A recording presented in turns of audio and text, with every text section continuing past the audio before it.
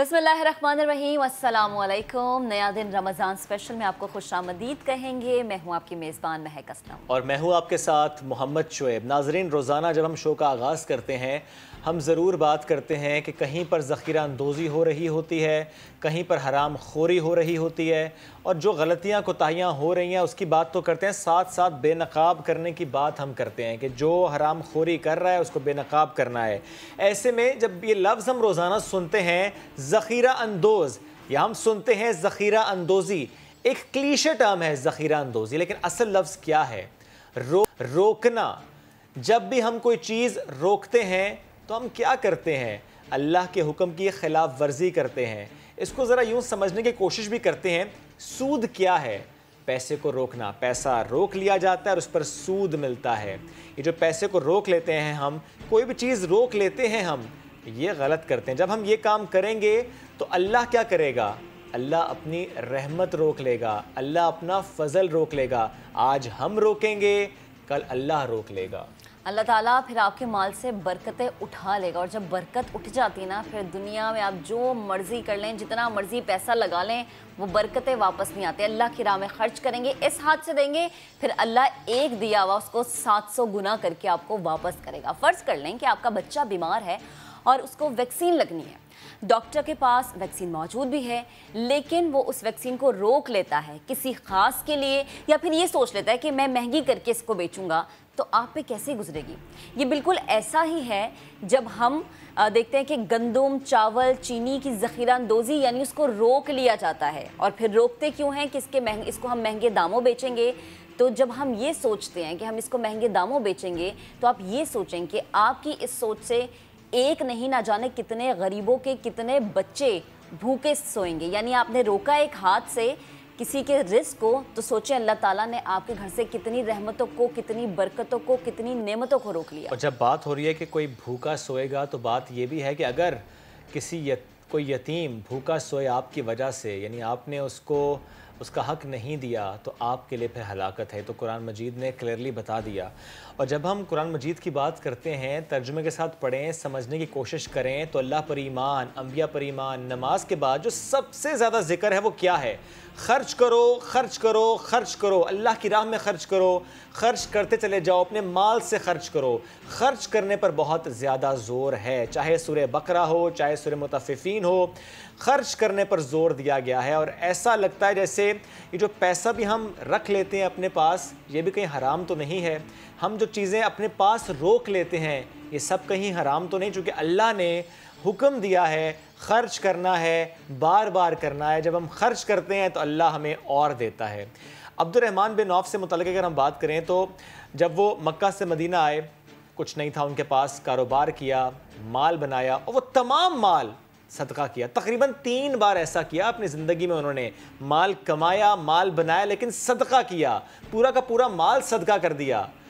जब इस दुनिया से गए तब भी इंतहाई मालदार थे, बिलियनियर थे, इंतहाई मालदार, यानी अल्लाह की राह में खर्च करते चले गए और उन्हें फिर अल्लाह ताला और देता गया, नवाजता गया ना। यानी आप अल्लाह की राह में खर्च कर रहे हैं तो उसका दुगना, उसका 3 गुना, उसका 7 गुना आपको रिटर्न मिलता है।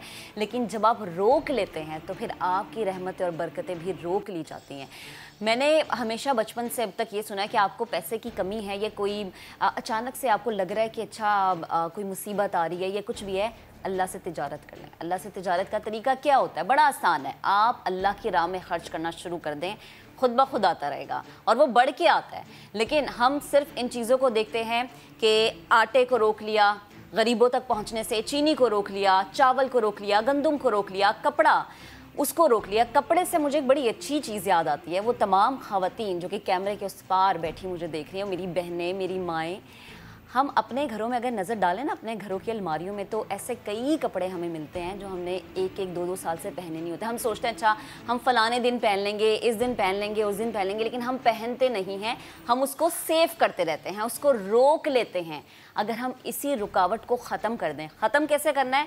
आपने अपनी अलमारी खोलनी है, देखना ये है कि वो जोड़ा जो आपने पिछले 1 साल से नहीं पहना, पिछले 6 महीने से नहीं पहना, और अगर आप एक जोड़ा 1 साल से नहीं पहन रहे ना, तो यकीन माने वो आप फिर पूरी ज़िंदगी नहीं पहनते, वो आपकी अलमारी में वैसे ही हैंग रहता है। तो अगर आप उसे किसी गरीब को दे दें, जो कि अपनी शायद ईद पे भी इस्तेमाल कर सकता है, अपने घर के किसी फंक्शन पे भी इस्तेमाल कर सकता है, यानी जब आप उस रुकावट को ख़त्म कर देंगे और अल्लाह की राह में दे देंगे तो ना जाने कितने जोड़े आपको मिल जाएंगे। सिर्फ जोड़ों की बात नहीं है, हमारे घर में पुराना फर्नीचर भी ऐसा होता है, कोई ऐसा सोफ़ा जो हमने कभी भी इस्तेमाल नहीं किया होता, कोई ऐसी कुर्सी, कोई ऐसी टेबल जो कि एवं ही पड़ी रहती है, और हम कहते हैं कि अच्छा ठीक है हम इस पे ये कर लेंगे, इस पे ये रख लेंगे, वो रख लेंगे, लेकिन ऐसा होता नहीं है। उस फर्नीचर को भी आप अल्लाह की राह में दे सकते हैं। ये छोटी छोटी चीज़ें जिन पे नज़र सानी करवाना इसलिए बहुत ज़रूरी है क्योंकि हम आजकल की मसरूफ़ ज़िंदगी में चीज़ें भूल गए हैं। हमारे घर में बहुत ज़्यादा ऐसा मेकअप होता है जो 2-2, 1-1 साल से पड़ा रहता है। कोई ऐसे लिपस्टिक हो गई, कोई भी ऐसी चीज़ हो गई, इवन कोई ज्वेलरी हो गई जो कि हम कहते हैं कि अच्छा हम फलाने दिन पहन लेंगे, हम ये कर लेंगे, हम इस दिन पहनेंगे, हम वहाँ जाते हुए मैचिंग करेंगे, लेकिन ध्यान नहीं रहता। और वो ध्यान इसलिए नहीं रहता क्योंकि आप कहते हैं ये कि अच्छा इतना बॉक्स भर लिया ना ज्वेलरी का, इसमें और इकट्ठा, वो जब जमा करते रहते हैं तो वो नीचे वाली चीज़ दब जाती है, आपकी नज़रों से ओझल हो जाती है। आज वो तमाम बहनें जो मुझे देख रही हैं उन्होंने मुझसे वादा ये करना है कि आज उन्होंने अपनी अलमारियाँ खोलनी है, अपने ज्वेलरी के डब्बे खोलने हैं, और वो चीज़ें जो पिछले 1 या 2 साल से उन्होंने इस्तेमाल नहीं की हैं वो उन्होंने निकालनी है और वो किसी गरीब को देनी है, उसकी ईद आपने करवानी है इस तरीके से। क्योंकि जब आप अल्लाह की राह में देंगे, वो चाहे कपड़ा है, वो चाहे ज्वेलरी है, वो चाहे घर का फर्नीचर है, इवन वो मसालों के डब्बे भी हैं, क्योंकि शोएब मैंने अक्सर ये देखा है कि हम क्या करते हैं, मसाले इस्तेमाल नहीं करते, वो पड़े रहते हैं, एंड पे हम उसको फेंक देते हैं, हम किसी को देते नहीं है। लेकिन अब हमने ये नहीं करना। और फ्रीजर में भी तो ऐसे ही होता है महक, फ्रीजर भर लेते हैं, नगेट्स पड़े हुए होते हैं, चिकन स्ट्रिप्स पड़े हुए होते हैं, हम इस्तेमाल नहीं करते, बाहर जाते हैं और चीजें ले आते हैं, लेकिन वो चीजें हो जाती हैं, एक्सपायर हो जाती हैं, फेंक देते हैं हम। तो अब हमने ये नहीं करना। अब हमने, वो चाहे कपड़ा है, वो खाने की चीज है, वो ज्वेलरी है हमारी, वो हमारा फर्नीचर है, वो हमारा मेकअप है। और महक एक बात और भी है, सिर्फ इतना सा अगर कर लें, अपने स्टोर रूम चले जाएं, अपने स्टोर रूम चले जाएं, वहां पर बहुत सारी चीजें ऐसी, आपके बच्चों के खिलौने होते हैं वहां पर ऐसे, जो कि आप अगर किसी गरीब के बच्चे को देंगे ना तो यकीन माने वो दिन उसी के लिए ईद का दिन होगा। एक वीडियो मैं आपको दिखाती हूँ, जब मैंने बच्चे की बात की तो कभी कभी बच्चे हमें बहुत कुछ सिखा देते हैं। एक छोटा बच्चा एक बड़ा सबक हमें सिखाता है। ये पहले वीडियो देखें फिर हम इस पर बात करते हैं। आज तो शॉपिंग करने का मजा ही आ गया। बाजी एक ले लो बाजी, ईद का जोड़ा बना लूंगा बाजी। बाजी एक। चलो जाओ यहाँ से, नहीं है कोई पैसा, चलो जाओ।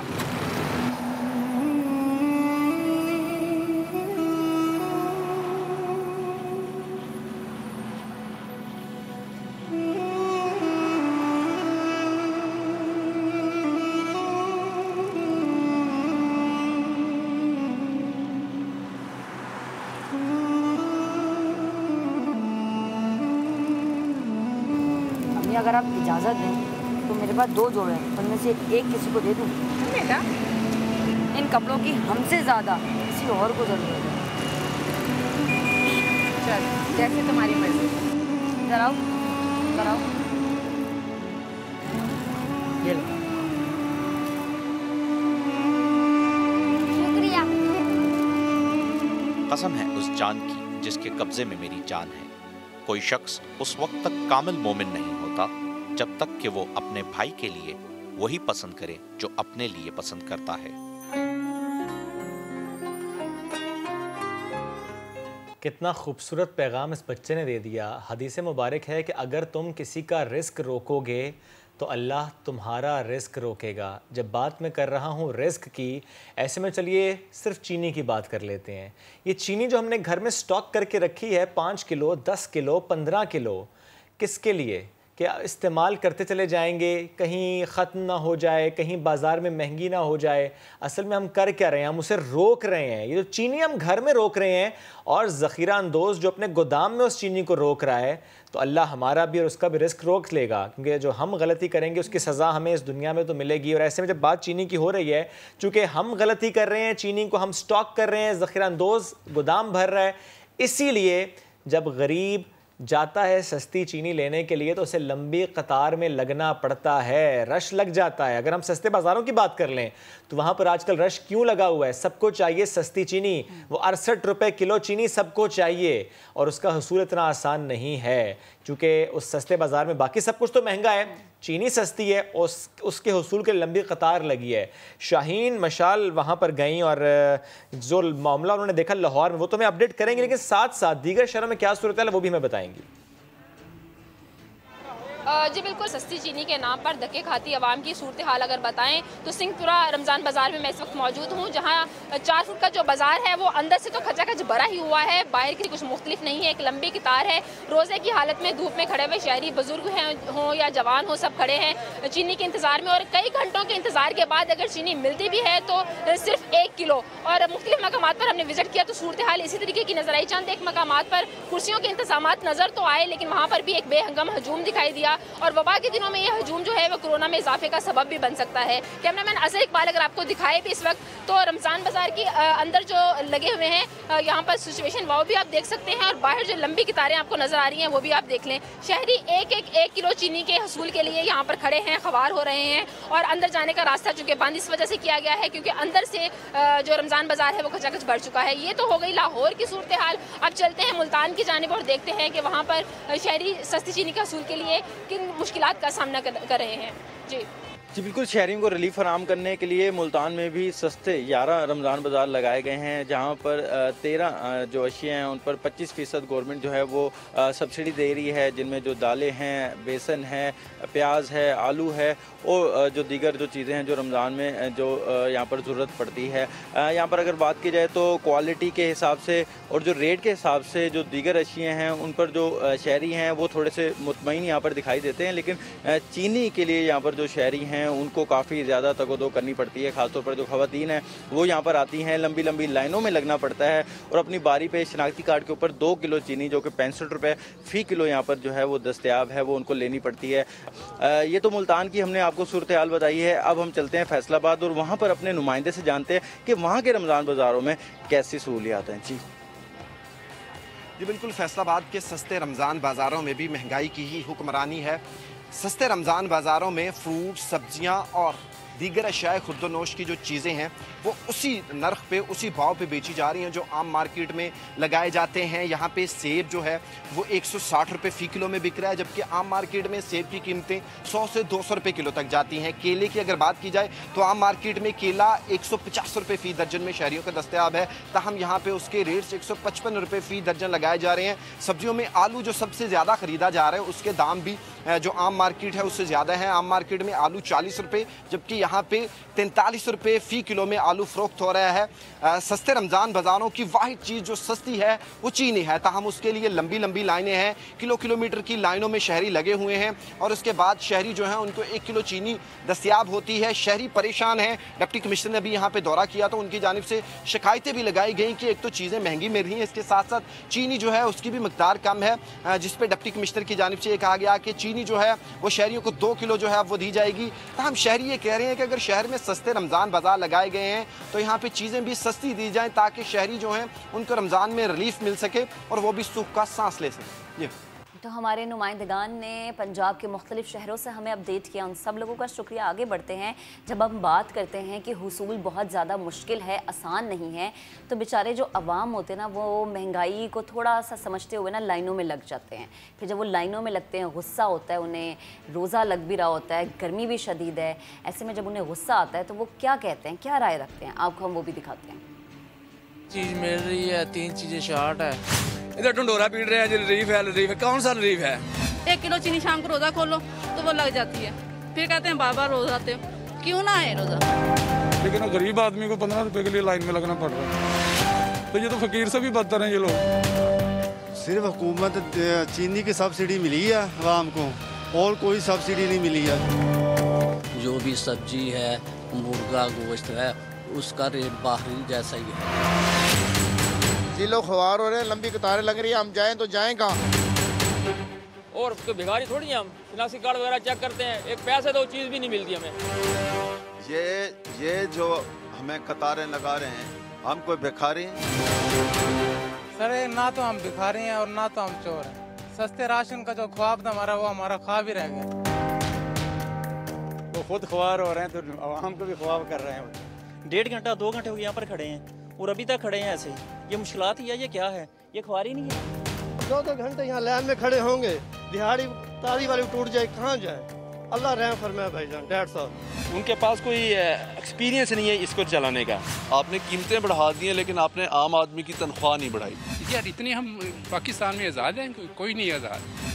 वो कोई चीज़ जो 20 रुपए की है वो 30 रुपए की दे रहे हैं, जो 50 की है वो 70 की दे रहे हैं। ये चीज़ पैसे भी डबल रेट है तो चीज़ भी निकम्मी दे रहे हैं। हर चीज़ पे बहुत ज़्यादा महंगाई।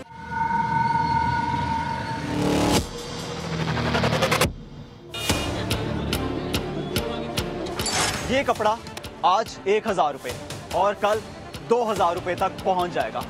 मुनाफाखोरी के एक और धंधे से पर्दा उठाऊंगा कुछ देर बाद।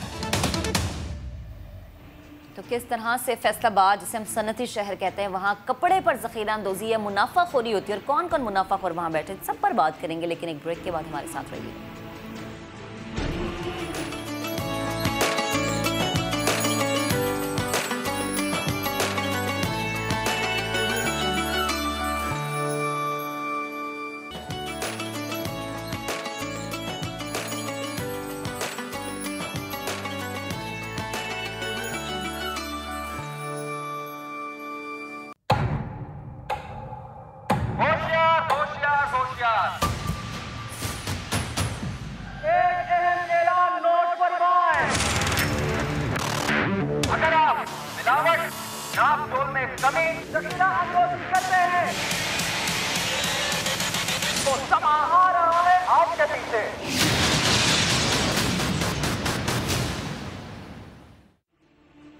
तो हम हर रोज़ बात करते हैं अपनी नई कैंपेन की कि हराम खोर होशियार हो जाए, क्योंकि समा वाले जगह जगह पहुंच रहे हैं और हराम खोर को, उसकी हराम खोरी को बेनकाब कर रहे हैं।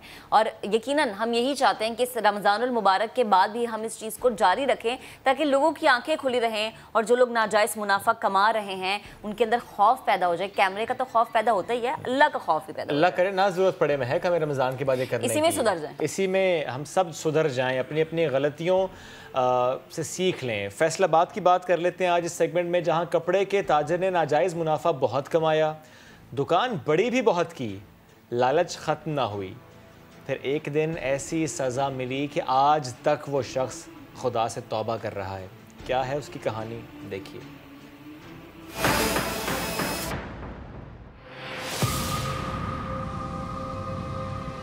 मेरी कपड़े की दुकान थी। कपड़े में मैंने बहुत हेरा फेरी की। कपड़ा जो है गलत कपड़ा वो भी ग्राहकों को बेच देना, कटाई में उसमें कमी कर लेनी, हल्का कपड़ा महंगा करके बेचना, इस तरह मैं पैसे बनाता गया और मेरी दुकान जो है ना बहुत बड़ी होती गई। मैं बहुत खुश था कि मेरी दुकान इतनी बड़ी हो गई है, इतना कारोबार मेरा चल रहा है। हवस मेरी और ज़्यादा बढ़ती गई पैसा कमाने की। एक दिन मैं बैठा अपनी दुकान में बिल बना रहा था तो मेरी आंखों के सामने जो है ना शॉर्ट सर्किट से एक चिंगारी उठी। वो चिंगारी मेरे कपड़े पे गिरी और मेरी आंखों के सामने देखते देखते मेरी दुकान पूरी जलकर खाकस्तर हो गई। मैं गलियों का फ़कीर हो गया और मेरे दिल में ख्याल आया कि जो लोग मुझे यार दोस्तों मुझे कहते थे कि यार ये काम गलत कर रहे हो, तो उनकी बातें मुझे याद आई। तो फिर मैं एक अल्लाह वाले के पास गया और उनसे जाके मैंने दुआ कराई। फिर मैं खुदा को मनाने के लिए अल्लाह के घर में मस्जिद में हाजिर हुआ। अल्हम्दुलिल्लाह आज मैं 5 टाइम का नमाजी हूँ। जो भी मैं हक हलाल की रोज़ी कमाता हूँ उससे मेरे बच्चे भी खुश हैं और मेरा घर भी अच्छे तरीके से चल रहा है। जो भी मेरे दोस्त मेरे भाई किसी भी कारोबार में हैं, नजायज़ मुनाफाखोरी करते हैं, खुदा अपनी आँखें अकल की आँखें खोलें, नजायज़ मुनाफाखोरी को छोड़ें, हक हलाल की रोज़ी कमाओ, हक हलाल की रोज़ी खाओ और हक हलाल की अपने बच्चों को खिलाओ। रसूल अल्लाह ने फरमाया, तिजारत में झूठ बोलने वाले और ऐब छुपाने वाले के कारोबार से बरकत मिटाती जाती है। आज समझाएंगे धागे पर सट्टा कैसे खेला जाता है। रुई से धागा तैयार होने के बाद इससे पहुंचना था कपड़ा बनने के लिए पावर लूम्स फैक्ट्री, लेकिन ये सूतर मंडी के ब्रोकर्स के हाथ लग गया, जिन्होंने धागे की सप्लाई रोकी और चल पड़ा सट्टा। ब्रोकर ने एक बैग धागे का फैक्ट्री रेट लगाया 50,000 रुपया। अपना 5,000 रुपए का कमीशन रखकर 55,000 रुपए में बेचना शुरू कर दिया। यहाँ मुख्तलिफ एजेंट्स की एंट्री होती है, जिनमें से कोई 100 तो कोई 150 बैग्स खरीद लेता है। 2 घंटे बाद दूसरा ब्रोकर 60,000 रुपए में धागा खरीदने का ऐलान करता है। वो एजेंट्स जिन्होंने 55,000 रुपए में बैग खरीदा था वो इसके पास पहुंच जाते हैं। फिर चंद घंटों बाद तीसरा ब्रोकर इस धागे का रेट 72,000 कर देता है। एजेंट्स तीसरे के पास माल बेचने या लेने पहुंच जाते हैं। अब तक ये सारा धंधा पर्ची पर चल रहा है। करोड़ों की डीलिंग हो चुकी है। धागा किसी को नहीं मिला, पर्ची घूमती रहती है। सिर्फ 4 घंटों में कीमत 22,000 रुपए बढ़ा दी गई। कपड़ा बनाने वाली फैक्ट्री का मालिक इन एजेंट्स के आगे बेबस है। इसे अपनी मिल चलानी है तो धागा 72,000 रुपए फी बैग खरीदना ही पड़ेगा, क्योंकि ब्रोकर्स ने इनका मार्केट रेट यही मुकर्रर किया है।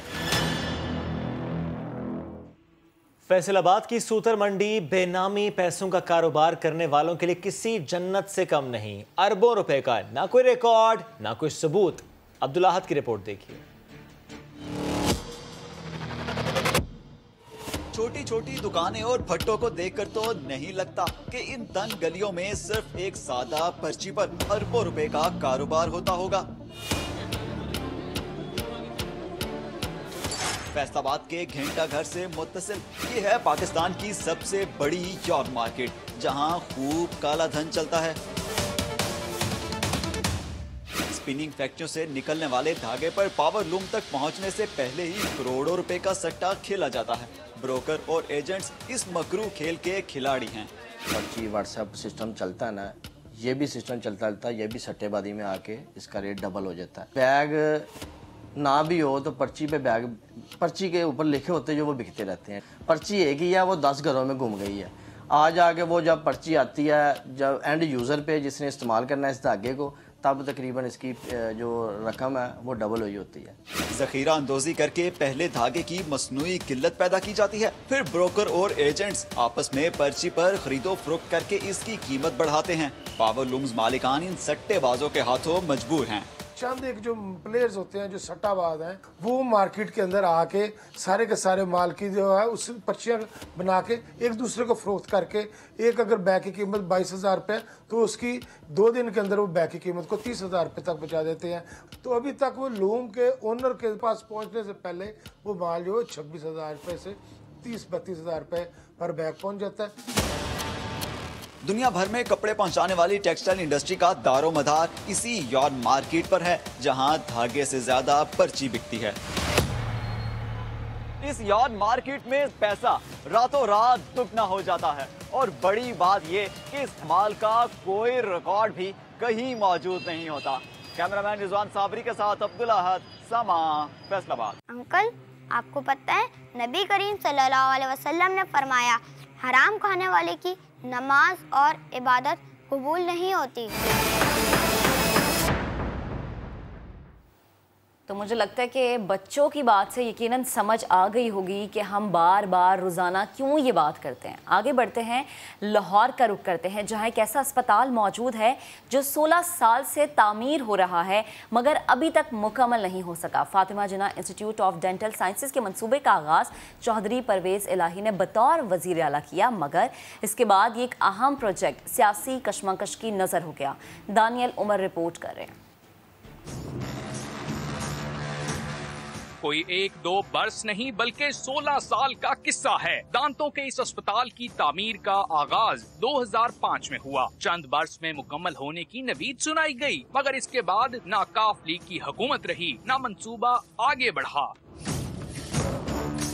खंडर बने दरो दीवार आज तबाही की कहानी सुना रहे हैं।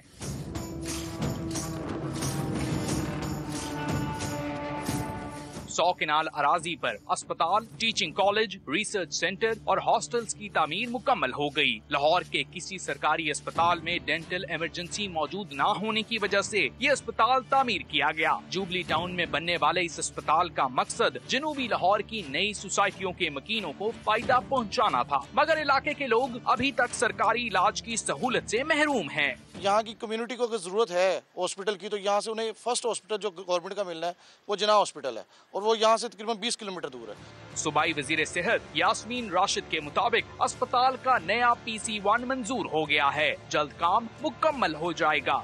उसका PC1 तैयार हो गया, दोबारा तैयार करना पड़ा क्योंकि इतने अरसे वो बंद रहा, तो नेचुरली कीमतें भी बढ़ जाती हैं। वो दोबारा PC1 तैयार हो गया, वो एक्सेप्ट हो गया। इस वक्त हमारा वो P&D में गया है फॉर PDWD, और इंशाल्लाह पूरी कोशिश है कि वो हम मंसूबा जो है वो मुकम्मल करें। दावों के बरक्स पंजाब हुकूमत ने रवां बरस मंसूबे के लिए सिर्फ 5 करोड़ की रकम मुख्तस की है। शहरियों का कहना है कि हुकूमत कई अस्पतालों वाली फिरोजपुर रोड पर एक और अस्पताल तामीर करने के बजाय इस जेर तामीर मंसूबे को ही जनरल अस्पताल में तब्दील कर दे, तो यहाँ के बीमारों को इलाज गाह के लिए कई किलोमीटर का सफर तय न करना पड़े। कैमरामैन अजहर इकबाल के साथ दानियाल उमर, समा, लाहौर। अब बात करेंगे अहम खबर आपको देते हैं। मुल्क में करोड़ों अफराद की नादरा रजिस्ट्रेशन न होने का इंकशाफ हुआ है। वजारत दाखिला की रिपोर्ट के मुताबिक नादरा रिकॉर्ड और मरदमशुमारी नताज में 4.5 करोड़ अफराद का फर्क आया है। इसी पर बात करेंगे। अपने नुमाइंदे आदिल तनोली ने हमें ज्वाइन किया। आदिल, ये रिपोर्ट मजीद क्या बताती है? जी देखिए, मुल्क में करोड़ों अफराद की नादरा रजिस्ट्रेशन न होने का इंकशाफ वजारत दाखिला की अपनी रिपोर्ट में हुआ है। नादरा रिकॉर्ड में मरदमशुमारी नताज में 4.5 करोड़ अफराद का फर्क जो है वो जाहिर हुआ है। नादरा के पास मजमूई तौर पर 17 करोड़ 60 लाख शहरी जो हैं ये रजिस्टर्ड हैं। वजारत दाखिला की जानिब से जो रिपोर्ट तैयार की गई है और ये रिपोर्ट कौमी असेंबली में पेश की जाएगी। गुज़श्ता 5 साल में 1 करोड़ 39 लाख अफराद ने रजिस्ट्रेशन कराई है। कौमी असेंबली में पेश की गई वजारत दाखिला की रिपोर्ट के एदाद शुमार के मुताबिक ये पता चला है। इसके अलावा नादरा ज़राए की जानिब से ये भी बताया गया है कि नादरा रजिस्ट्रेशन में अंगूठा तस्दीक और इसके अलावा तस्वीर बनाना जो है ये भी ज़रूरी है। काफ़ी लोगों की वजह से ये तस्वीर और अंगूठा जो है रजिस्ट्रेशन ना होने की वजह से भी ये फ़र्क ज़ाहिर हुआ है। ताहम वजारत दाखिला की जानिब से नादरा की ये रिपोर्ट जो है ये फाइनल कर दी गई है और जिसको बाकायदा तौर पर कौमी असेंबली में भी पेश कर दिया जाएगा। ठीक है आदिल, आपका बेहद शुक्रिया। ब्रेक लेंगे, वापस आएंगे, साथ रहिए।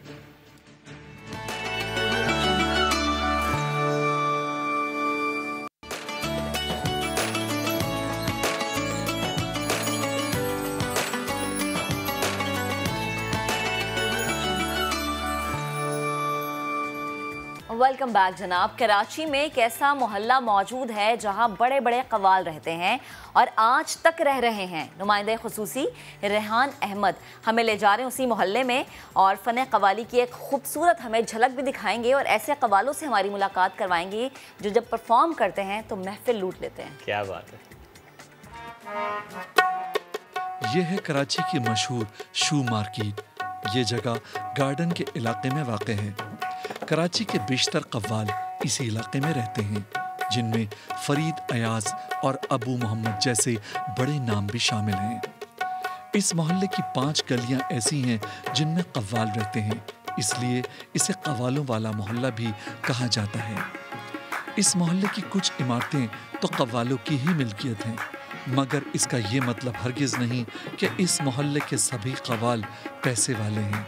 इस गली में ऐसे कव्वाल भी रहते हैं जिन्हें कोई नहीं जानता। हमें आज इस मोहल्ले में दावत दी मशहूर कव्वाल ताहिर अली निज़ामी ने। अस्सलाम वालेकुम, कैसे मिजाज हैं आपके सर? बड़ी खुशी हुई सर आपसे मिलकर। अस्सलाम वालेकुम, कैसे हैं आप? ठीक ठाक हैं? और कैसे मिजाज हैं? ये आपका मोहल्ला है? बिल्कुल, यहाँ माशाल्लाह ये बड़े बड़े फनकार यहीं रहे आके, जब से हिंदुस्तान से यहाँ आए तो सब एक ही जगह यहाँ बसे आके। ये मोहल्ला 5 गलियों का एक पूरा सिलसिला है जिसे बेशुमार कव्वाल रहते हैं, तो इसे कव्वाल मोहल्ला क्यों कहा जाता है? ये माशाल्लाह कव्वाल मोहल्ला, ये माशाल्लाह 5 स्ट्रीट है कव्वालों के नाम पर, जिसमें हमारे वालिद जाफ़र हुसैन निज़ामी कव्वाल, बहाउद्दीन कव्वाल, मुंशी रज़ीउद्दीन कव्वाल और कल्लन खान साहब कव्वाल और मोइन नियाज़ी कव्वाल स्ट्रीट। माशाल्लाह पूरा मोहल्ला ही अपना है और जब से हिंदुस्तान से आए हमारे जो बुजुर्ग वो यहीं आके बसे सब, इसलिए माशाल्लाह जब से यहीं। आपने आज हमें किससे मिलवाने के लिए, कौन कौन से कव्वाल हैं जिनसे मिलवाने के लिए बुलाया है? आज मैं माशाल्लाह आपको बड़े बड़े नेशन कव्वालों की औलादें हैं। अच्छा, मंजूर नियाज़ी के साहबजादे अब्दुल्ला मंजूर नियाज़ी हैं और मोइन नियाज़ी कव्वाल उनके साहबजादे शाद मोहम्मद, ताज मोहम्मद और जो है वो मैं हूँ जाफ़र हुसैन निज़ामी कव्वाल का बेटा। तो क्या ख्याल है, फिर चलें? एक पुराने और तंग जीने से गुजरकर ताहिर अली निज़ामी कव्वाल की बैठक तक पहुंचे, जहां उनकी कव्वाल पार्टी के अरकान उनके मुंतज़िर थे। तो छाप तिलक सब मेरे मुँह से नैना मिले के, छाप तिलक सब मेरे मुँह से नैना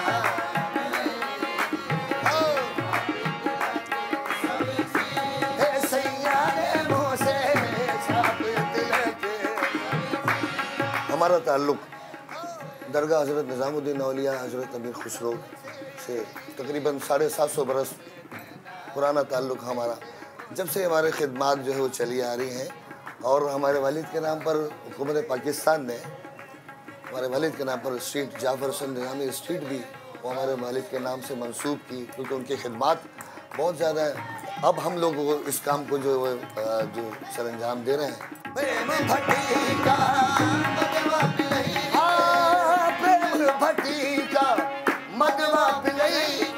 अरे मतवारी कर दे मेरे मोसे खुसरो निजाम के बल बल जाइए, खुसरो निजाम के बल बल जाइए, खुसरो निजाम के बल बल जाइए, भागे बल बल। कव्वाल ताहिर अली निज़ामी हमें अपने कलाम से महसूस करा के कव्वाल ताज मोहम्मद शाद मोहम्मद की बैठक पर ले गए, जो पहले ही अपनी कव्वाल पार्टी के साथ हमारे मुंतज़िर थे।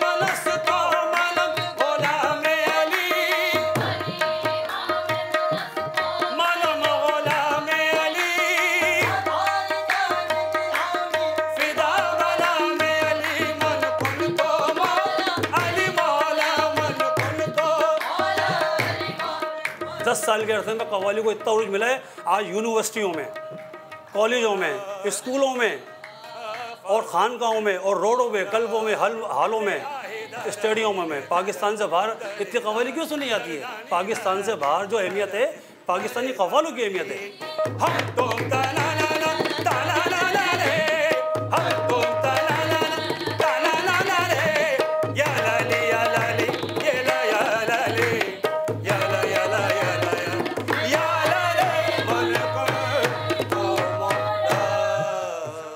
हमारी अगली मंजिल थी मशहूर कव्वाल अब्दुल्ला नियाजी का घर, जो कव्वाली की गायकी में अपना एक इनफरादी मुकाम रखते हैं।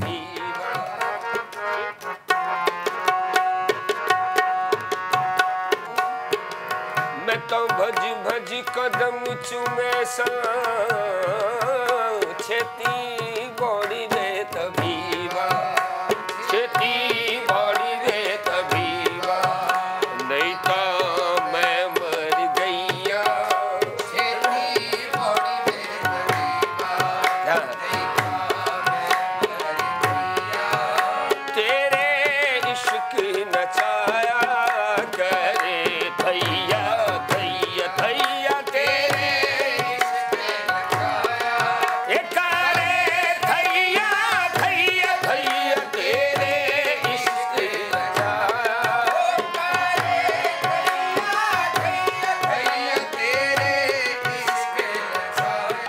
कहते हैं ना कि कव्वाली का ज़वाल है, ये कव्वाली का उरूज है। यहाँ तक के बड़े बड़े सिंगर हिंदुस्तान पाकिस्तान के कव्वाली गा के रोटी कमा रहे हैं, पूरी दुनिया में घूम रहे हैं कव्वाली के नाम पे। हम लोग खाली जेब जाते हैं और डॉलर लेके आते हैं जेब में।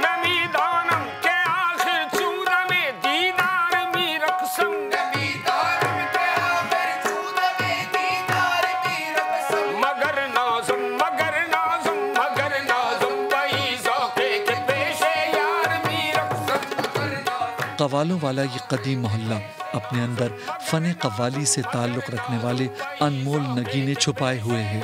जिन्होंने इस फन को आज भी जिंदा रखा हुआ है और आने वाली नस्लों को भी कव्वाली के फन से रोशनास करा रहे हैं। आगे बढ़ते हैं जनाब। भीख नहीं तालीम। रावलपिंडी चाइल्ड प्रोटेक्शन ब्यूरो में एक बच्चा ऐसा भी है जो भीख मांगना छोड़कर तालीम की तरफ आया और 6 साल के दौरान मैट्रिक का तालिब इल्म बन गया।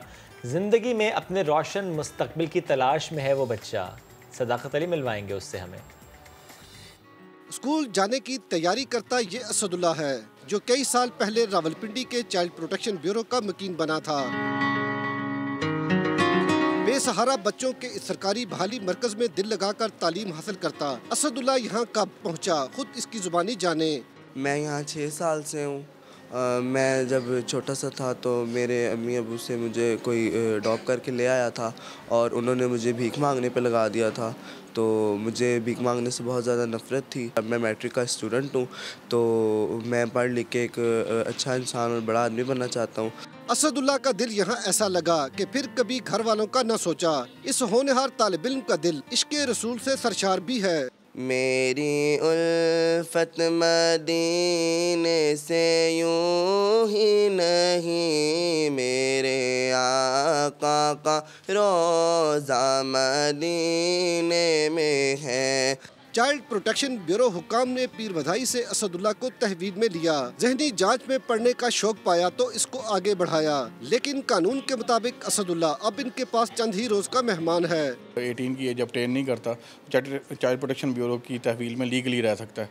उसके बाद क्योंकि सन बलूगत को 18 के बाद बच्चा पहुंच जाता है तो वो फिर स्टेट की जिम्मेदारी नहीं रहता कानून के मुताबिक, तो उसको फिर वो किसी न किसी काम में या जॉब में इन्वॉल्व करवाने में भी हम किरदार अदा करते हैं। मैट्रिक के बाद अमली जिंदगी और पढ़ाई का शौक कैसे आगे बढ़ाना है, असदुल्ला इसकी भी तैयारी कर रहा है। भीख छोड़कर मुस्तकबिल के लिए रोशन रास्ते का इंतखाब करने वाला असदुल्ला इल्म की इफादियत की जिंदा मिसाल है। कैमरामैन जुल्फ़िकार अली के साथ सदाकत अली, समा, रावलपिंडी। आगे बढ़ते हैं जनाब। हम सब बचपन से सुनते आ रहे हैं कि मेहनत में अजमत है, इसलिए माँ बाप कहते हैं कि बच्चे मेहनत कर लो ताकि आगे जाके सुकून की ज़िंदगी गुजार लो। इसी की मिसाल है कराची का एक 15 साला जैन शेख जो कि 8वीं जमात का तालिब इल्म है, स्कूल भी जाता है और वालिदैन की मदद भी करता है। इनके वालिद का कराची में बंस रोड पर लिमका और गोला गंडे का स्टॉल है जिस पर शाम में ये अपने वालिद की मदद भी करते हैं। आज जैन और उनके वालिद अजीम साहब हमें स्टूडियोज़ में ज्वाइन कर चुके हैं, बात करते हैं। और जैन से स्पेशली मैं ये जानना चाहूँगी कि कितना मुश्किल होता है कि जब आपकी एज 15 साल हो और आपको एक अच्छा दोस्त भी इंतज़ार कर रहे हैं, पढ़ाई भी आपने करनी है और ऐसे में वालिदैन का साथ भी देना है। अस्सलाम वालेकुम जैन। अस्सलाम वालेकुम अजीम साहब, कैसे हैं आप? अच्छा जैन, सबसे पहले तो मैं आपसे ये पूछूंगी कि मुश्किल नहीं लग रहा ये कि दोस्त भी हैं, क्योंकि जब हम 15 साल के थे हमें तो होता सहेलियों में दोस्तों में जाके खेल लेंगे, तो ये बड़ी हिम्मत और बहुत अच्छी बात है कि आप 15 साल की उम्र से अपनी जिम्मेदारी को महसूस कर रहे हैं। देखिए, दोस्तों के अंदर जाना भी कोई इतनी अच्छी बात है। हर चीज़ पहले काम और पढ़ाई है, फिर बाद में हर चीज़ है कि पहले वालिदैन का हाथ बिठाना, हर चीज़ करना है, सही है, फिर बाद में हर चीज़। बस पहले यानी वालिदैन है जी, बाद में बाकी सारी चीज़ें जी। और इसके साथ साथ बिजनेस सीखना, ये आपको नहीं लगता बहुत अर्ली शुरू कर दिया? Very young entrepreneur. यस, मेरे को अपने दादा और ये ताया का ये जो है मेरा स्टॉल है, मैं इसको आगे बढ़ना लेके चाहता हूँ। मैं बिजनेसमैन बनना चाहता हूँ। यानी दादा फिर वालिद साहब और बाप, तो यानी सर ये जो इस वक्त जैन कर रहा है कि आपने भी इस उम्र में यही किया था? जी जी, इसी उम्र। अच्छा, 15 साल की थे आप? उससे भी छोटा था मैं। अच्छा, उससे भी, यानी ये बस चीज़ आई है 11 साल से, दादा से आई है। दादा से आई। तो आपके वालिद साहब, फिर आपके बड़े भाई, फिर आप और अब आपका बेटा और भाई के बच्चे भी। अच्छा, भाई के। तो ये मुझे जरा स्टॉल की बताएं कि क्या क्या मिलता है यहाँ पर, क्या क्या होता है? हमारे पास लिमका ड्रिंक होता है, सोडा वाटर, वो 40 साल से हमारा। और गोला गंडा, जी, वो गोला गंडा है हमारा, ये हमारे को तकरीबन 20 साल हुए हैं। अच्छा जी, लगाए। ओके जैन, मुझे ज़रा बताएं कि रूटीन क्या होती है, कितने घंटे जाते हैं यहाँ पर, कितने घंटे यहाँ पे आप गुजारते हैं? सर मैं 3 बजे से लेकर रात 5 बजे तक जो है ना मैं ट्यूशन जाता हूँ। 5-6 बजे के बाद मैं फिर दुकान पर आ जाता हूँ। कितने बजे तक? और फिर जो है ना कभी कभार 2 या 3 बज जाते हैं रमज़ानों तक। रमज़ान में वैसे तो 12 बजे क्लोज। कोई छुट्टी नहीं होती बीच में? जी होती है। किस दिन छुट्टी होती है? मंडे वाले दिन। संडे को काम ज़्यादा होता होगा जी। और छुट्टी पे क्या करते हैं फिर? छुट्टी पे फिर घर पे। ऐसा नहीं होता कि आपको दिल चाह छुट्टी पे भी चलता हूँ, जाता हूँ बाबा के पास ही, देखता हूँ क्या हो रहा है? जी मैं चक्कर लगा लेता हूँ, मतलब कोई काम वगैरह होता है तो मैं फिर बाबा वहीं रुक जाता हूँ, तो फिर बाबा बोलते जाओ आप चली जाओ, तो इसकी वजह से मैं फिर घर चली जाता हूँ, बाबा वगैरह का काम वगैरह पूरा कंप्लीट करके फिर इसके बाद मैं घर जाता हूँ। ज़बरदस्त। अच्छा ज़ैन, आप मुझे बताएं कितने बहन भाई हैं आप? सर मेरी एक बहन थी, पहले उसका इंतकाल हुई है, फिर हम 3 भाई हैं। आप बड़े हैं? जी सबसे बड़ा मैं हूँ। और 2 छोटे भाई हैं, वो भी आपको देख के सीख रहे हैं कि भाई इतनी मेहनत, इतना अब्बा का वो भी साथ आते हैं साथ? कभी कभार वो भी आ रहे थे। वो कितने बड़े हैं? उनकी क्या एज है? वो उनकी 8 है। 8 साल का भाई है, वो भी आ जाता है कभी कभार। अच्छा, अब मुझे ज़रा ये बताएं कि कभी ऐसा भी होता है कि अब्बू नहीं है, आप अकेले ही संभाल रहे हैं तमाम जो कस्टमर्स हैं उनको आप अकेले ही डील कर रहे हैं? नहीं, मैं कभी कभार अकेला भी होता हूँ, एक मेरा कज़न भी होता है जुबैर। अच्छा, लेकिन बहरहाल कभी कभी आप अकेले भी होते हैं, अकेले मैनेज कर लेते हैं जी, या रश को देख के घबरा जाते हैं? थोड़ा घबरा जाते हैं। अब्बा से इजाज़त मांग लेते हैं, थोड़ा घबरा लूं रश को देख के? माशाल्लाह संभाल लेते हैं। अच्छा, संभाल। वालिद साहब को पूरा भरोसा जी के मैं नमाज पढ़ने जाता हूँ, बिल्कुल तसल्ली से जाता हूँ, बेफिक्र होकर। अच्छा, ये संभाल लेते हैं बिल्कुल अकेले, चाहे जितना भी रश हो। ऐसा होता है अजीम साहब कि कोई आए कस्टमर फिर आपसे कहे कि आपने तो भाई बेटा बड़ा जबरदस्त ट्रेन कर दिया? बिल्कुल, बहुत लोग तारीफ करके जाते हैं माशाल्लाह। बहुत लोग इसको खाली देखने के स्टाइल जो इसका बनाने का वो डिफरेंट स्टाइल है, वो हम दिखा भी रहे हैं माशाल्लाह, वो जिस तरह से बना रहे हैं और मैं देख के मुंह में पानी आ रहा है। अभी तो रोजे के बाद आएगा, कोशिश करेंगे। ज़ैन, मुझे ये बताएं कि ये जो तस्वीर आपकी ट्विटर पर आई है उसके बाद वायरल हुई, ज़ाहिर है ये तस्वीर किसने ली और तस्वीर लेने से पहले क्या आपको कहा गया कि तस्वीर ली जा रही है, वो मामला क्या था? मेरे पास फर्स्ट टाइम मेरे कस्टमर आया तो उन्होंने बोला आपकी प्रमोशन वगैरह करना चाहते हैं, आपकी हम तस्वीर वगैरह ले सकते हैं। उन्होंने मेरे से परमिशन ली थी, मैंने ना कर दिया था। ना क्यों की थी? पर मैं कंफ्यूज हो गया था, घबरा गए थे? जी। अच्छा, मैंने बोला मैं क्या करूँ अब मैं। फिर वो सेकंड टाइम आया, मेरे को पूछते हैं आप क्यों नहीं करवाना चाहते मेरे को लेकंडी की परमिशन। मैंने बोला, मैं फिर घबरा के बोल दिया, मैंने बोला यस कर दें आप। तो फिर उन लोगों ने मेरी तस्वीर वगैरह ली तो फिर ट्विटर के ऊपर डाल दी। जबरदस्त। और ऐसे मशहूर हो गए। मशहूर तो, लेकिन उसके बाद फिर क्या हुआ? जिनको नहीं मालूम था, खानदान में हो सकता है कोई ऐसा हो या दोस्त यारों में या कोई जान पहचान वाला जिसने कहा वाह भाई ज़ैन छा गया, मशहूर हो गया। बहुत दोस्तों ने मेरे बोला, कमेंट्स मिले ऐसे अच्छे जी। और आगे तो मेरे कस्टमर ने नहीं बोला, मैंने बोला वाह यार आपका नाम ज़ैन है? मैंने बोला जी बिल्कुल। मैंने लगा आप तो ट्विटर के ऊपर छा गए यार। मैंने बोला फिर कैसा लगा सर आपको बेटा छाया हुआ ट्विटर पे? अल्हम्दुलिल्लाह, माँ बाप के लिए तो बड़े फख्र की बात है हमारी, और बड़ी अच्छी बात होती है कि बच्चे बेटे बेटियां ऐसे काम करें। ज़ैन, मुझे ज़रा अपनी तालीम से मुताल्लिक भी बताएं, क्या स्टडी में सबसे ज़्यादा क्या पसंद है, किस चीज़ से भागते हो? मैथ्स, इंग्लिश, उर्दू, साइंस, क्या पसंद है? क्या सबसे हार्ड जो लगती है मेरे को सिंधी लगती है। सिंधी लगती है? जी। अच्छा। क्योंकि सिंधी के अंदर वो जो नुक्ते होते हैं वो बहुत ही उसमें कंफ्यूज होने वाली कहानी है, इसकी वजह से सिंधी में थोड़ा हो जाते हैं। तो नंबर्स कैसे आते हैं? ग्रेड अच्छे आते हैं? जी सही आते हैं, नॉर्मल यानी डंडा ना पढ़ने वाले ग्रेड्स आते हैं? नहीं, पढ़ने वाले भी आते हैं, पर कभी कभार जो है ना ऐसा हो जाता है। अच्छा, मतलब टेस्ट वगैरह के अंदर हो जाता है, पेपरों में अंदर फुल तैयारी करके रहते हैं। ओके, अच्छा, वैसे महक आई मस्ट ऐड हियर कि जनरली जब हम बाहर ममालिक में देखें तो बच्चे एट दिस एज वो काम कर रहे होते हैं, किसी स्टोर पर भी काम कर रहे होते हैं, अगर वालिद का कोई रेस्टोरेंट है वहाँ काम करते हैं, इवन ना भी हो तब भी वो ट्राई करते हैं टू अर्न, वो अपने पैरों पर खुद खड़ा होना चाहते हैं। ये सिर्फ पाकिस्तान में एक कल्चर है कि वालिद का काम जो है ना उससे शर्मिंदा हो जाना या बुरा महसूस करना, या मैं नहीं करूँगा या मैं नहीं कमाऊँगा, मैं नहीं ये काम करने जाऊँगा। तो मुझे लग रहा है कि ज़ैन ने ना इस स्टीरियोटाइप को तो ब्रेक किया है कि भाई एक तो वालिद साहब के काम को फ़ख्र महसूस करना और काम जो भी है उस खुद करना, खुद आगे आना, खुद बढ़ना, मेहनत करना। तो ज़ैन ने तो ये किया। ज़ैन ये ख्याल बिल्कुल अगर मैं पूछूँ कि अचानक से आ गया था या किसी दिन ऐसे हुआ कि आपने देखा अच्छा बाबा आज बहुत थक गए एंड यू थॉट के चूँकि बाबा थक गए तो अब मुझे जो है ना मैं स्ट्रॉन्ग इनफ और मुझे करना है उनकी मदद जाके करनी है। मैं 13 के मतलब बाबा की वजह से जो है ना टांगों में दर्द होता है, जो इसकी वजह से जो है ना मैंने कोशिश करी, मैंने बोला आप कंट्रोल करते हैं, बाबा को घर पे बिठाते, हम काम करने चलते हैं अब, क्योंकि बाबा की एज नहीं है मेरे ख्याल में। ज़ैन, मुझे बताएं कि अभी आप चले माशाल्लाह, अभी तो आप बहुत अच्छा काम करें, आपके वालिद साहब को भी बड़ा फ़ख्र है, आगे ज़िंदगी में क्या प्लान है? मैं बिजनेसमैन बनना चाहता हूँ। मैं इस काम बन गए आप तो आगे लेके बिजनेसमैन अभी आप बने, अभी इंशाल्लाह बड़ा बनना है, बड़ा ही करेंगे इंशाल्लाह। तो अजीम साहब, आपसे यकीनन जो वालिदैन हमें देख रहे हैं, जो समझते हैं कि 15 साल बच्चे की उम्र, अच्छा इस साल में भी ये काम की एज नहीं है बच्चे की, ठीक है, अभी आप इसको घर में रखें, ये करें वो करें, उन वालिदैन के लिए आपका क्या मैसेज है? उन वालिदैन के लिए ये मैसेज है कि अभी से हम अगर ट्रेनिंग सेंटर है ये हमारी जगह जो है, ये आगे पढ़ लिख के बच्चे को जॉब नहीं मिलती है तो उसके हाथ में हुनर होगा, कभी भूखा नहीं सोएगा, भूखा नहीं सोएगा, शर्माएगा नहीं, शर्म खत्म हो गई है, कॉन्फिडेंस आएगा, कॉन्फिडेंस आएगा कि बेकार नहीं फिरेगा। ऐसे ही है कि ये दो ही ऑप्शन है, या बच्चे को पबजी खेलने दें, पबजी तो पे लगा दें, तकरीबन नस्ल खत्म हो रही है हमारी पबजी की वजह से, क्योंकि मेरे भाई का बेटा भी है, वो भी उसमें एक लगा रहता है। तुम पबजी खेलते हो? नहीं, ये इनको मैंने छुड़वा दिया है, छुड़वा दिया मैंने। ये बड़ी अच्छी बात है वालिदैन की ऐसी सोच और बच्चों को इस एज से जिम्मेदार बनाना। तो जैन, जो बच्चे आपकी उम्र के आपको देख रहे हैं, जो कि समझते हैं कि 15-16 साल तो वो हमारा कि सिर्फ खेलना है और दोस्तों के साथ बाहर हैंग आउट करना है, उनके लिए आपका क्या मैसेज है? मैं ये कहना चाहता हूँ अपने वालिदैन का हाथ बटाएं, ठीक है, हाथ बताएं ताकि अपने वालिदैन को सुकून दें, आपकी ने भी सुकून होगा और उनकी ने भी सुकून होगा। माशाल्लाह माशाल्लाह माशाल्लाह। Thank you so much Zain, it was nice meeting you. Azeem sahab बहुत शुक्रिया, आपका बेटा बड़ा अजीम है, नाम आपका अजीम, काम वो अजीम कर रहे हैं। Thank you very much. आप दोनों का एक छोटी सी ब्रेक लेंगे, वापस आएंगे, साथ रहिए।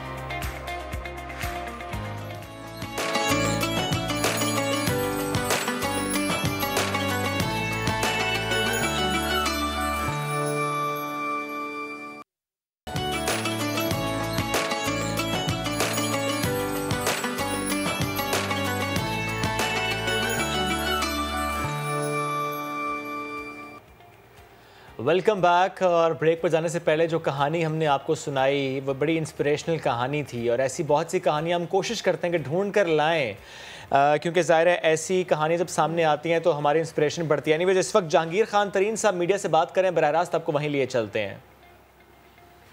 इसका जिम्मेदार मैं हूँ। बराह साहब, क्या जो शिकायत आपने की थी शहजाद अकबर साहब के बारे में या किसी के बारे में भी, प्राइम्स ने उसको एक्नॉलेज किया है, उसको मान लिया कि ज्यादती हुई है और उन्होंने कहा कि उनको तब्दील कर दिया जाएगा, या अभी सिर्फ वादे वईद हैं? नहीं, एक्नॉलेज नहीं किया, हम उनके में लाए हैं। उन्होंने कहा है मैं इसको ज़रूर देखूंगा, किसी के साथ ज्यादती नहीं होने दूंगा, और मैं इस पर आपको सबको ये यकीन दिलाता हूँ कि आप मेरे साथी हैं, मेरे मुखालिफ भी जो लोग हैं, मैं उनको भी ये कहना चाहता हूँ कि किसी के साथ ज्यादती नहीं होगी, इंसाफ होगा, और हम उनकी इस यकीन दहानी पे हमने उनका शुक्रिया अदा किया है, और हमें अपने कप्तान और अपने वज़ीर आज़म पर पूरा यकीन है कि इंशाल्लाह हमें इंसाफ मिलेगा। कोई टाइम नहीं है, कोई टाइम नहीं है, 2 साल भी हो सकता है, जितना भी टाइम मुनासिब होगा उसमें हो जाएगा। राजा साहब एक क्वेश्चन है, राजा साहब ये बताइएगा कि हम ख्याल ग्रुप की मीडिया से गुफ्तगू, राजा रियाज मीडिया से बात कर रहे थे और उन्होंने कहा कि वज़ीर आज़म ने कुछ वक्त मांगा है, वज़ीर आज़म ने किसी के साथ ज़्यादती ना होने का यकीन दिलाया। ये अहम मुलाकात हुई है आज इमरान खान साहब से, जहांगीर तरीन के हम ख्याल ग्रुप की ये मुलाकात, और इस मुलाकात के बाद राजा रियाज साहब मीडिया से बात कर रहे थे। और शुभ हमने देखा कि इस मुलाकात में जहांगीर तरीन साहब खुद मौजूद नहीं थे, जबकि बड़ी उम्मीद थी वज़ीर आज़म साहब को कि उनके जो दोस्त हैं, जो कि बड़े मुश्किल वक्त में वज़ीर आज़म इमरान खान के साथ हमने देखा कि खड़े नजर आए, वो आज मुलाकात के लिए आएंगे, लेकिन ऐसा हुआ नहीं। जब राजा रियाज गुफ्तगू कर रहे थे तो उन्होंने कहा कि वज़ीर आज़म ने इस चीज़ की यकीन दहानी कराई है कि सवाल ही पैदा नहीं होता कि किसी के साथ ना इंसाफ़ी की जाए, किसी के साथ जो है वो ज़्यादती हो। वज़ीर आज़म को शहजाद अकबर से मुतालिक भी आगाह किया। राजा रियाज साहब ने गुफ्तगू में ये भी कहा, क्योंकि हम बड़े अच्छे तरीके से जानते हैं कि अगर हम ये कहें कि PTI में तहफ़्फ़ुज़ात जहांगीर तरीन से शहजाद अकबर साहब को हैं तो गलत नहीं होगा। वज़ीर आज़म से बड़े अच्छे माहौल में मुलाकात हुई। राजा रियाज का ये भी कहना था, यानी एक माहौल बनता हुआ नज़र आ रहा है। इस पर अब अपोजिशन शायद ये सवाल उठा सकती है कि क्या जहांगीर तरीन साहब को कोई रिलीफ मिल जाएगा, और अगर रिलीफ मिल जाएगा तो फिर वज़ीर आज़म इमरान खान साहब का ये बयानिया कि जनाब इंसाफ सबके लिए एक है और इंसाफ सबको एक जैसे तरीके से दिया जाएगा, वो बयानिया कहीं दम तोड़ जाएगा। ज़रा आगे बढ़ जाते हैं, एक अहम खबर आपको देते हैं। सिंध काबीना ने कुत्तों को पकड़ने के लिए 24 करोड़ रुपए की मंजूरी दे दी है। महकमा बल्दियात कुत्ते के लिए 800 सीसी की 60 गाड़ियां खरीदेगी। इसी पर बात करेंगे, अपने नुमाइंदे संजय साधवानी ने हमें ज्वाइन किया। संजय, जरा बताएंगे 24 करोड़ रुपए बहुत बड़ी रकम है, सिर्फ गाड़ियां खरीदने पे इसको सर्व किया जाएगा या फिर फ्यूल और वैक्सीन समेत दीगर अखराजात भी इसमें शामिल हैं? देखिए 24 करोड़ रुपए गाड़ियों के लिए मुख्तस किए गए हैं। सिंध काबीना ने कुत्तों को पकड़ने के लिए 7 स्मॉल साइज 800 पिकअप गाड़ियां खरीदने की मंजूरी दी है। ये गाड़ियां आवारा कुत्तों को पकड़कर अस्पताल ले जाएंगी, जहां पर इन कुत्तों की वैक्सीनेशन की जाएगी ताकि कुत्ते के काटने से किसी को रेबीज ना हो। अच्छा संजय ये भी बता दीजिएगा फिर कि ये गाड़ियां अब खरीदी जाएंगी तो पहले कुत्ते कैसे पकड़ रहे थे? देखिए, इससे पहले भी KMC समेत दीगर जो इदारे थे जिनके पास गाड़ियां थी कुत्ते पकड़ रहे थे, लेकिन अब बड़ी गाड़ियां, मजीद गाड़ियां खरीदने का फैसला किया गया है। लेकिन ये जो 24 करोड़ रुपए जारी किए गए हैं, इससे पहले सेडिजल पकड़ने के लिए भी जो है 15 करोड़ से शायद रुपए जारी करके नई गाड़ियां खरीदी गई थी। अच्छा, यानी गाड़ियां पहले भी खरीदी गई, वो खराब हो गई, करोड़ों पहले भी खर्च हुए, अब फिर लौटाए जा रहे हैं, लेकिन वो मामला जूं का तू है। सिंध में ऐसे कई वाकयात आज भी रिपोर्ट होते हैं जहां पे आवारा कुत्ता या आवारा कुत्ते जो बच्चों पर हमला कर देते हैं। ऐसे वाकयात अपनी जगह, और यहाँ पर जब हुकूमत की बात करते हैं करोड़ों खर्च किए जा रहे हैं, लेकिन नतीजा क्या निकलता है जनाब? जब वाकयात सामने आते हैं हमें यही लगता है कि पैसे तो खर्च हो गए, लेकिन ना जाने किस ज़िमन में खर्च हुए कि वो कुत्ते वहीं पर मौजूद हैं। संजय हमें अपडेट कर रहे थे। संजय, आपका बेहद शुक्रिया, और उम्मीद है कि ये जो स्टेप लिया गया है इससे कराची में कुछ बेहतरी नज़र आए, क्योंकि हम देखते हैं कि बहुत ज़्यादा बच्चे शिकार हो जाते हैं, फिर ना तो वैक्सीन उन्हें वक्त पे मिल पाती है, ना इंजेक्शंस लग पाते हैं। आगे बढ़ते हैं, ज़रा कराची की बात करते हैं कि कराची का इलाका है खारादर, और यहाँ पर मिलने वाले मलाई वाले मालपूड़े, मैंने सही कहा है? मलाई वाला मालपूड़ा। अच्छा, ये होता है इसके जनाब शहर में चर्चे हैं। लजीज मालपूड़ा, इसमें क्या क्या शामिल होता है, इंग्रेडिएंट्स क्या होते हैं, और क्या वजह है कि खारादर का ये मालपूड़ा इतना पसंद आ रहा है शहरियों को? ये मालपूड़ा फ़रोख्त करने वाले कहते हैं कि जो उनका ख़ानदान है वो 100 साल से मालपूड़ा बना रहे हैं। हिंदुस्तान से हिजरत के बाद कराची में भी मालपूड़ा उनके ख़ानदान ने मुतारिफ़ कराया। ये हिंदुस्तानी स्वीट आइटम है।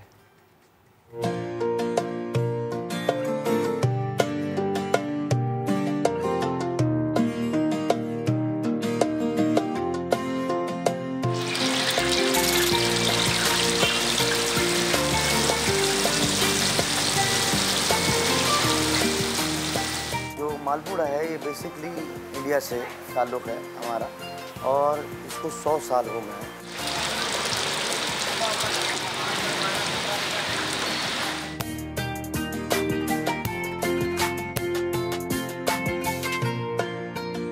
कराची में मेरे दादा ने शुरू किया ये सिंस 1947 में, फिर उसके बाद चलता रहा, मेरे वालिद ने किया, फिर मैं, अब मेरे बच्चे कर रहे हैं ये काम।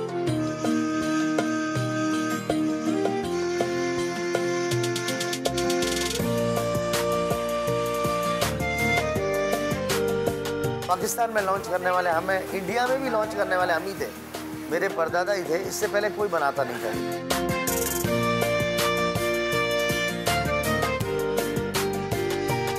देसी घी है, ज़ाफ़रान है, रवा है, मैदा है, चीनी है, ड्राई फ्रूट का पेस्ट है, मलाई है, रबड़ी है, ये सब चीज़ें इसमें डाल के हम इसको मिक्सचर बना के फिर हम अंडे मिक्स करते हैं, फेंटते हैं, और फिर इसको कलाई में डालते हैं, मतलब घी में, देसी घी में, फिर फ्राई करते हैं। इसको फ्राई करके फिर ये आपके सामने है वो कि वो फिर उसको दबाया जाता है, घी उसमें से इजाफी जो घी होता है वो हम निकाल लेते हैं, निकाल के इसको पैक करके आपको सर्व कर देते हैं मलाई के साथ।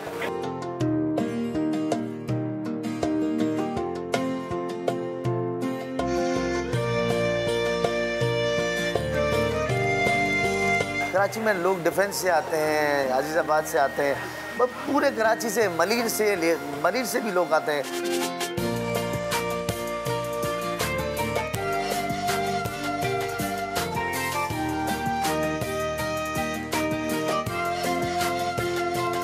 लांडी से भी मुझे बताते कभी कभी हम यहाँ से आए, और अभी तो कुछ सर्विंग ऐसी भी हो गई है ना कि सर्विसेज हो गई हैं, तो लोग मंगा भी लेते हैं हमसे, डिलीवरी मंगा लेते हैं। ये हैवी होता है खाने में। जब आप रोज़ा रखते हैं तो रोज़ा रखने के बाद आपके अंदर एनर्जी कम हो जाती है, या आप खाओ तो आपकी एनर्जी फुल हो जाएगी। अभी लोग थोड़े से हेल्थ कॉन्शियस भी हैं, तो देसी घी लोग कहते हैं कि हमारे हिसाब से देसी घी जो होता है ना, वो आपके जिस्म के लिए बहुत अच्छा है, ये आपको फैट नहीं करता है। कराची को खानों की लामहदूद दुनिया कहा जाए तो गलत ना होगा। यहाँ तरह तरह के मजेदार खाने की चीजें मिलती हैं। गर्मा गर्म मलाई वाला मालपूड़ा बड़े बड़े रेस्टोरेंट्स पर नहीं मिलने वाला। ये खाने के लिए आपको खारादर आना पड़ेगा। कैमरामैन सनाउल्लाह के साथ शायान सलीम, समा, कराची। आज के प्रोग्राम से अब तक के लिए इतना ही। कल आपसे इंशाल्लाह फिर से मुलाकात होगी। अपना बहुत सा ख्याल रखें। अल्लाह हाफ़िज़।